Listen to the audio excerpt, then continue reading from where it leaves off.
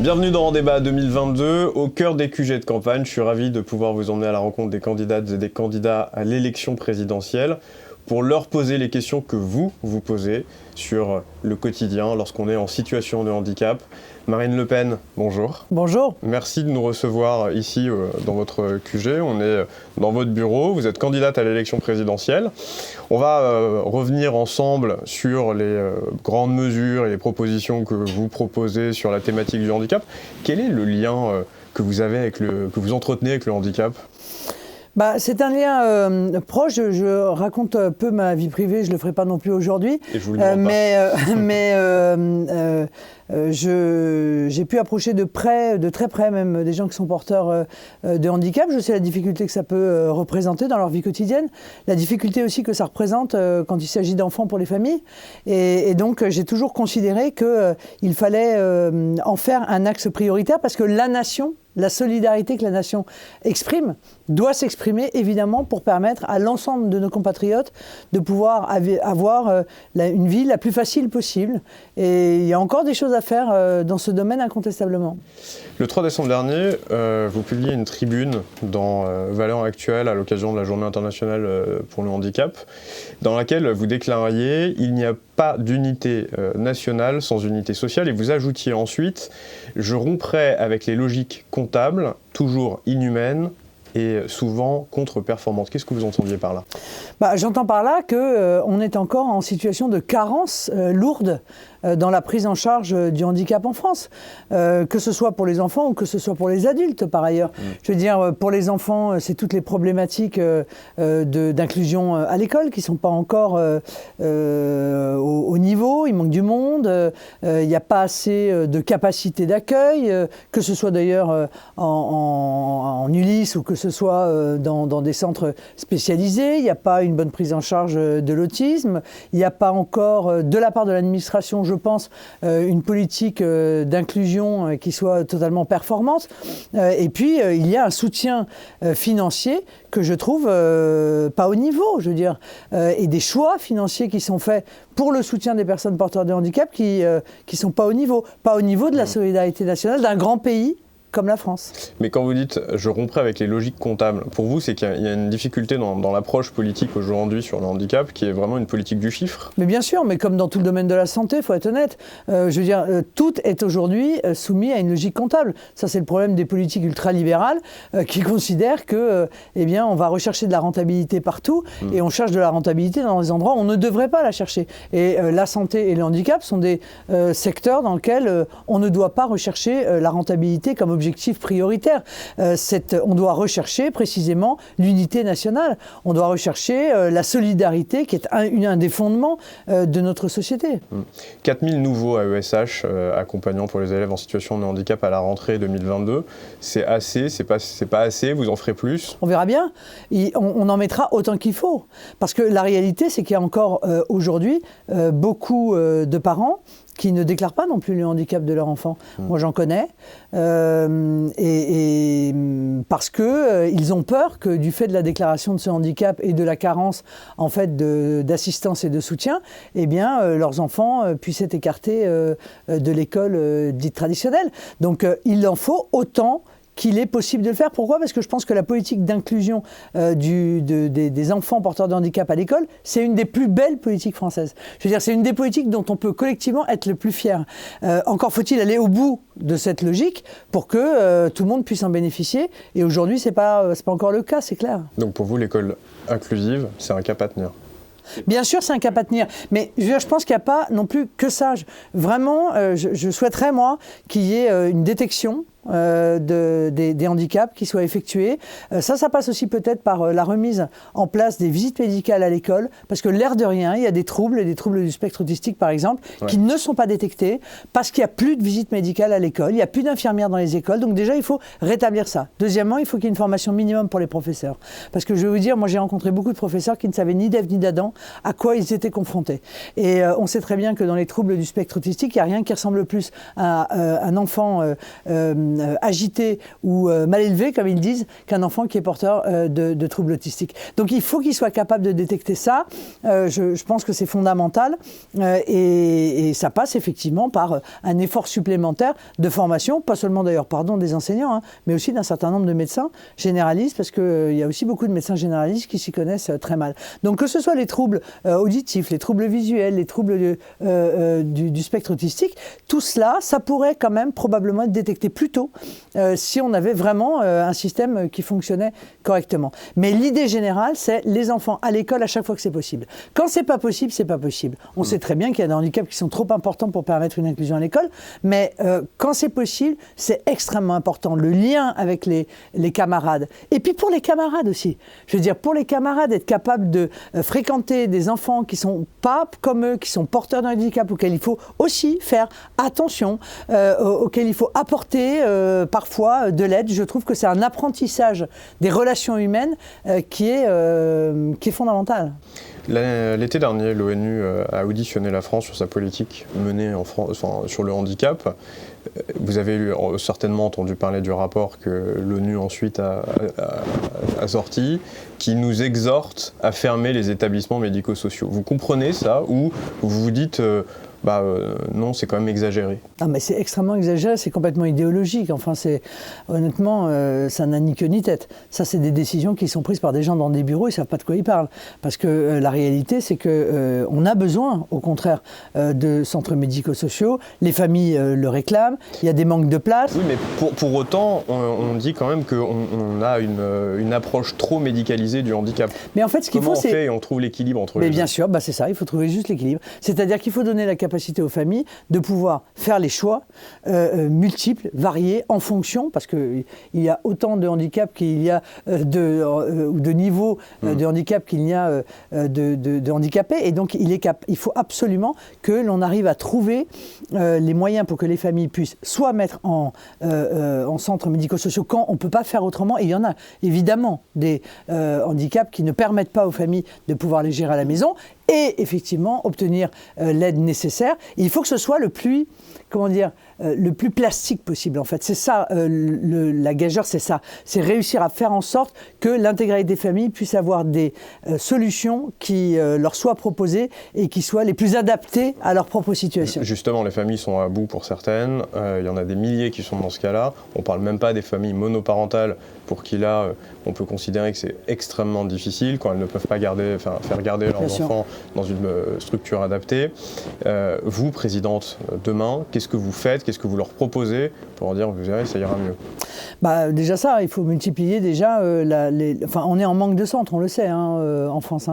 Il faut les multiplier, il faut multiplier leurs natures différentes, et il faut qu'il n'y ait plus une seule famille qui soit obligée soit d'envoyer leurs enfants à l'étranger, soit même d'abandonner en réalité toute vie sociale, parce que c'est bon pour personne, c'est pas bon pour la famille dans son ensemble. Moi je suis dans un département où le handicap est un problème important, dans le Pas-de-Calais, on est vraiment confronté à ces difficultés et on voit cette souffrance, on voit ces problèmes. Alors il y a aussi le problème des aidants, sur lequel moi j'ai fait un effort tout particulier, parce que je sais très bien que beaucoup de gens se sentent isolés. On le rappelle, 12 millions de personnes en situation de handicap et plus de 10 millions d'aidants familiaux et proches aidants. C'est 10 millions d'aidants qui sont toujours très discrets, si vous voulez, sur leur propre souffrance, parce qu'en réalité, ils culpabilisent d'exprimer... Et dans des situations précaires. Voilà. Et ils culpabilisent d'exprimer leur souffrance en se disant « la souffrance dont je m'occupe est plus importante que la mienne, donc je ne peux pas exprimer la mienne ». Et pourtant, elle existe. Donc, moi, je propose de monter le congé aidant de 3 à 12 mois sur la carrière, parce que je pense que c'est une moyenne raisonnable, et je propose qu'il n'y ait pas qu'il y ait un minimum de perte de revenus du fait de ce congé aidant. Ça veut dire quoi? Ça veut dire qu'il y aura 100%, en fait ça va fonctionner un peu comme l'impôt sur le revenu à l'envers, c'est-à-dire que jusqu'au SMIC, c'est 100% qui sera pris en charge, jusqu'au salaire médian, ce sera 80%, et 50% avec une limite à 3 000 € par mois. Je crois qu'il ne faut pas que le fait de faire preuve de charité, de solidarité et d'amour, eh bien, entraîne pour vous une dépréciation en fait de votre niveau de vie. Et puis il y a le problème aussi de l'allocation adulte handicapé. Ça, c'est un vrai questionnement. Aujourd'hui, à 903 € par mois. Moi, je pense qu'elle ne peut pas être inférieure au minimum vieillesse. Ce serait honteux. Donc, il faut la porter déjà à 1103, je crois, euros par mois. Ça, c'est la première des choses. Et deuxièmement, je suis fondamentalement opposé à la conjugalisation de cette aide parce que je trouve insensé qu'en réalité, on crée une deuxième dépendance. Qui consisterait à dépendre en fait de son conjoint. Donc si vos conjoints ont des revenus, eh bien vous n'y avez pas droit, et s'il n'a pas assez de revenus, vous y avez droit. Mais c'est pas normal. Pour autant, vous avez voté à l'Assemblée, enfin pas vous, mais en tout cas à l'Assemblée nationale, a été voté le fait qu'il y a un abattement de 5 000 €. Ça, vous trouvez que c'est pas suffisant? Non, c'est pas suffisant. Non, c'est pas suffisant. Moi, je pense que l'allocation adulte handicapé, c'est une allocation individuelle qui doit être librement perçue par la personne porteur de handicap, quelle que soit sa situation familiale. Quelle que soit sa situation familiale. Encore une fois, ajouter une dépendance à une dépendance, c'est profondément malsain. Et à mon avis, c'est même irrespectueux, je dirais. Combien de temps faudra-t-il pour que les résultats de votre politique handicap se fassent sentir ? Vous savez, tout le problème, c'est le problème de la formation, hein, parce qu'il va falloir former des gens aussi qui seraient en capacité. Oui, mais je pense que ce sera moins long que ce qu'on imagine. D'abord parce que moi, j'ai fait un gros effort sur la santé, notamment sur la revalorisation du personnel de santé. Donc ça va toucher aussi tous les gens qui s'occupent des personnes porteuses de handicap. Ça va toucher aussi les aides à nos enfants. Et donc, il faut impulser assez rapidement cette montée en gamme. Quant à l'allocation adulte handicapé et la mise en place pour les proches aidants, ça se fait très vite, ça. Ça, c'est une loi, ça va très vite, on la vote et c'est mis en place. Hein. Donc dans les 100 premiers jours, on peut déjà espérer que le statut des aidants soit revalorisé, que la déconjugalisation de la hache soit actée. Vous la revaloriserez, la hache ? Oui, je la revaloriserai, je vous dis, à 1103 €, c'est-à-dire, je ne veux pas que ce soit inférieur, en fait, au minimum vieillesse. Ok.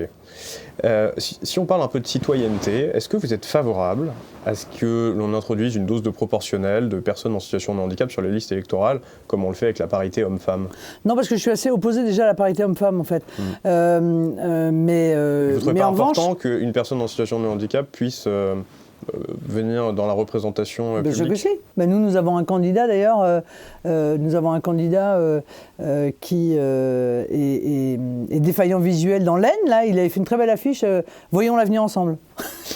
J'avais trouvé ça vachement sympa. Donc, nous, on ouvre nos listes, bien sûr. Mais encore une fois, je pense que l'important, c'est le mérite. Vous voyez ce que je veux dire ? À mettre des gens porteurs de handicap en disant vous êtes là parce que vous êtes porteur de handicap, c'est comme mettre des femmes en disant vous êtes là parce que vous êtes une femme. Je trouve que fondamentalement, c'est pas sain. Maintenant que les personnes porteuses de handicap puissent être partout, avoir des responsabilités, mais d'ailleurs il y en a. Monsieur Abad, président de groupe LR. Mathieu Annereau. Voilà, il y en a et c'est très bien et c'est parfait. Non, ce qu'il faut surtout, c'est demander aux administrations, parce que pour le coup, il y a un pourcentage qui existe 6%, de 6%, donc il faut que les sociétés le respectent, mais il faut aussi que l'administration donne l'exemple. Et c'est pas toujours le cas. Alors c'est pas facile dans toutes les administrations, hein, on le conçoit bien, mais enfin, il y a quand même beaucoup d'administrations qui pourraient faire un effort pour pouvoir offrir des places à des personnes qui ont parfaitement la possibilité, la capacité d'œuvrer pour le bien commun. Le taux des 6%, il n'est pas applicable aux élus, par exemple. Il est applicable dans la fonction publique, il est applicable dans le privé, mais il n'y a pas une proportionnelle sur l'effectif des élus. Non, mais vous avez raison, mais si vous voulez, l'élection, la candidature, c'est un acte personnel. Vous voyez, on serait dans une situation difficile si on se disait, on va obliger des gens, en réalité, qui n'ont pas envie, éventuellement, d'être élus, en leur demandant d'être élus, parce que, précisément, ils sont porteurs de handicap. Il ne faut pas tomber dans un système qui serait un système, en fait, un peu pervers, un peu malsain. En revanche, il faut que toutes les personnes, quel que soit leur handicap, qui ont envie de participer à la vie civique, le fassent. Et je vais vous dire, avoir des personnes qui sont porteuses de handicap sur nos listes, c'est très valorisant. pour nous. C'est très valorisant parce qu'ils apportent une vision, ils apportent des idées, ils apportent un regard qui est une plus-value absolument incroyable, que ce soit dans une mairie ou que ce soit dans un conseil départemental, un conseil régional ou à l'Assemblée. Juste si on parle un peu de compensation sur un élu, parce que voilà, c'est un travail comme un autre finalement, même si ça implique d'autres responsabilités. L'élu qui a besoin de se faire assister avec son fauteuil, etc., qui le prend en charge dans ces cas-là? C'est le fonds public, ça ne peut pas être la GFIP en l'occurrence, mais comment on vient compenser le handicap de cet élu? Je pense qu'à l'Assemblée nationale, il y a des moyens qui sont mis à disposition pour permettre aux élus de pouvoir faire leur mandat dans les meilleures conditions possibles. Bon, il y aura 6% de personnes en situation de handicap dans votre administration? Dans mon administration, dans mon gouvernement, vous voulez dire? Oui. Non, moi, encore une fois, je l'ai dit pour les femmes, je le dis pour les personnes porteuses de handicap, il n'y aura pas, j'ai pas de quota, je ne mettrai pas de quota. Je mettrai des gens qui sont des gens compétents à la place et je ne tiens pas compte du fait qu'ils soient porteurs ou non de handicap, qu'ils soient femmes ou pas femmes, de leur orientation sexuelle, de leur couleur de peau, de leur religion. Je ne veux pas faire ça. Voilà, mais en revanche, ce qui est sûr, c'est que je vais construire un gouvernement qui sera un gouvernement avec peu de ministres, mais avec probablement un certain nombre de secrétaires d'État de mission. Alors c'est un concept un peu nouveau, mais ce que je veux, moi, c'est que les secrétaires d'État me rendent compte au bout de 6 mois. Voilà, moi je vous donne la mission de faire ça. Dans 6 mois, vous revenez, vous me dites si vous l'avez fait. Si vous ne l'avez pas fait, parce qu'en réalité, vous n'avez rien fait, vous sautez, vous êtes remplacé. Si vous me dites vous avez besoin de 6 mois de plus pour aller au bout de votre mission, je vous les accorde. Mais comme ça, si vous voulez, j'aurai des gens qui ne seront pas là à s'asseoir dans un fauteuil en se disant je suis là pendant 5 ans et puis je vais attendre que le temps passe, ce seront des secrétariats d'État de mission. Et dans ce cadre-là, il y aura probablement plus d'un secrétaire d'État qui seront chargés des politiques en matière de handicap que je veux voir mettre en œuvre. Bien, Marine Le Pen, on va passer à la question hashtag, la question hashtag en 280 caractères. Quelle sera la place du handicap dans votre politique et dans votre gouvernement? D'abord, la place du handicap, c'est dans la Constitution que je vais la mettre, parce que je vais intégrer dans la Constitution la lutte contre la discrimination en raison du handicap, car elle n'existe pas, figurez-vous. Elle existe pour beaucoup d'autres sujets, mais pas pour le handicap, et je pense que c'est absolument fondamental.